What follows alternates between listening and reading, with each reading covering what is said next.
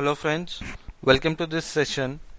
In this session, we'll be learning about the backbone of Java, or we can say we'll be learning the class and object concepts of Java. Okay, to understand it better, let me start with an example. Consider that we have a God. Definitely it is, if you believe. Okay, so God make us, that is human beings. Okay, God makes boys and God make girls. Okay, so if we start creating like human beings have very common properties that they have two eyes, one nose, two hands, etc. Many other properties. The humans can walk, they can run, etc. Now, when God is designing a single person, okay, he create, for example, he took 7 days to create a human being. Now he create another person. So if he works from the starting without any help from the first one, it takes 10 days again. So the God was intelligent. What he do? He made a skeleton or a template for creating human beings. Okay, so he, whenever he wants to create a human being, he uses that template, gives some values which are specific to every human being. Suppose my height is 6 feet and the another person height is 5.6 feet. So he gives specific values of that particular human being. Okay, and he creates a human being in, let's say, a 1 day. This is how he saves his 9 days. So similar is the concept for class and objects. Okay, let's study more. Okay, this is your class, these are your 4 objects. Okay, yeah, this is your class. Just a second, guys.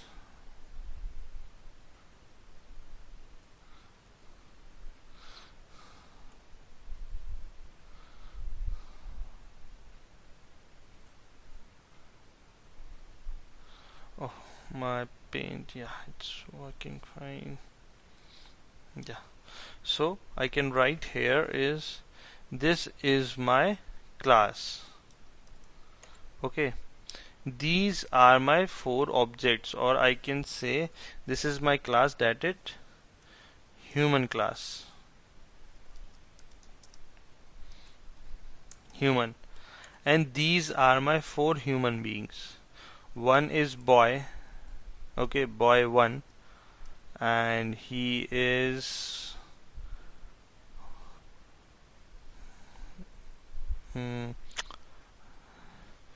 we say object.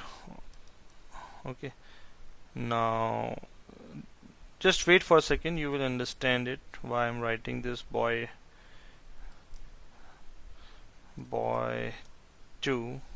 Okay, this is girl 1 and this is girl 2. Okay, so to make these human beings, what God does, he make a skeleton for it. Okay, he says that every human being will have a specific height. Okay, every human being will have a specific weight. Okay, every human being will these are the maximum. Okay, that the person would have maximum height of this. When the God was creating, he mentioned these values. Okay, when every human being will have its max hair length. Seems funny, but it's just for learning. Okay, also he says every human being can run. Okay, he make a function. Every human being can walk, he make a function. Every human being has some physique. Okay, so these are the values.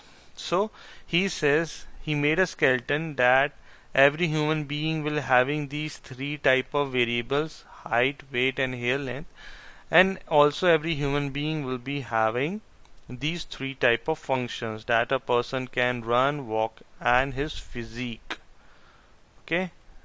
Okay, So what God does, it uses this template and created its one of its objects and name it as boy1. And he says its height would be 6 feet. His maximum weight would be 60. His hair length is 2 centimeters. He can run. Okay. He can walk. Okay. And what? And he has some physique. Okay. So he created his first object. Now God wants to create another boy. So he created another object and he says, okay, his height would be 5, weight would be 50, hair length would be, let's say, 4 centimeters. The person can run, the person can walk, and the person has physique. Okay, so this is how we can make objects. So the best or we can say the advantages of using the class object model is that we have seen here that we can create n number of objects of this class, and it's saving us a lot of time because we don't need to create these functions again and again. Suppose I have written here, God has written here in the run function the logic of run, how a person can run. So I have to merely, when I make object for it, so it will automatically get this run function. Okay, so this boy will know that how to run. These objects will know how to run. Okay, so this is how we can create classes and objects. What the concept of classes and object is. Now let us practically execute this to see how these objects and classes are made in Java. So let's open our Eclipse. Let me make a new class. Okay, and I will name it as human. Okay, and I will include public static void main.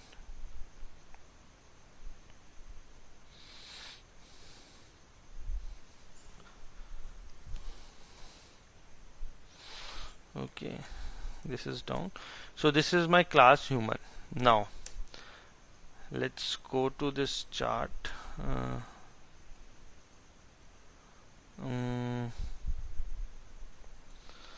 Yeah, and create this class with these values, a skeleton with these values.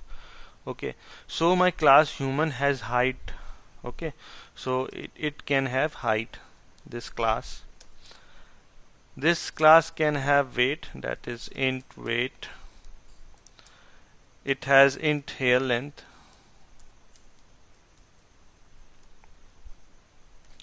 Now 3 functions. One is run, okay, these are the 3 variables. Now this human can perform 3 functions, that is 3 activities. One is public void and the function name is run, and this run can perform some activity. For the sake of learning, let's print something, that is this human can run. Okay, the second function would be public void walk, that is walk. Okay, and in this print this human can walk. Now the third function is physique, so we will write public void physique.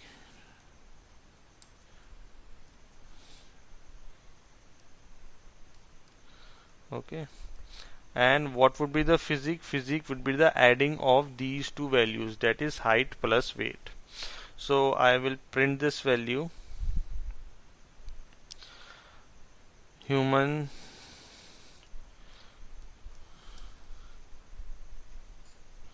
physique is, okay, and it would be height plus weight. Okay, these functions can use these variables. Okay, so I have created a template. Okay, this is my public static void main in which my code, whatever code I write will execute it.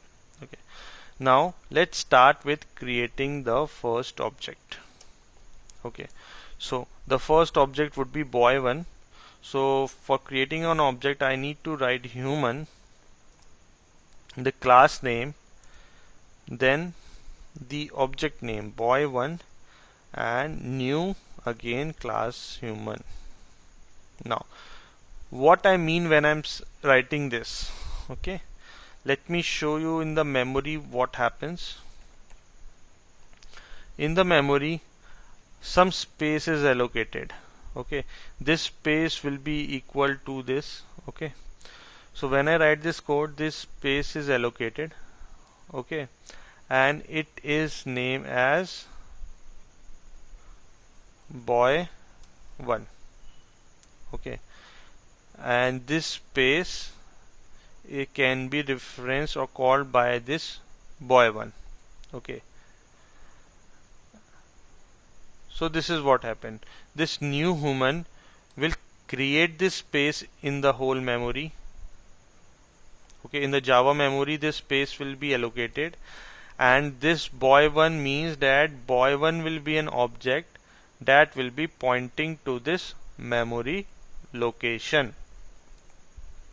So now I have created one object boy1. Now what I can write, I can give this boy1, okay, can have some height, so I need to enter the height. So boy1 height is 6 feet. Okay, 6, yeah. Now the boy1 can have some weight. Okay, the weight was 60 kgs. The boy1 can have hair length. The hair length was 2. Apart from this, the boy1 can run. Okay, the boy1 can walk. The boy1 has a physique. Okay, so let's save it. Now it was so simple for God to create a boy. He simply create an object for class human and enter these values, and a human being will be created with this height, weight and hair length.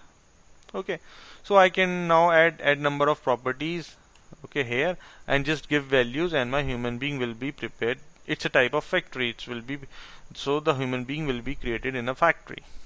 Let's execute this, okay, and see what's its print. Also I will, after writing this height, this and this, I will write system.out.println height. Also I will check if it is allocating the memory or not correctly. Height is boy1 dot height. Okay, system.out.println. The next is weight, and the weight would be boy1 dot weight.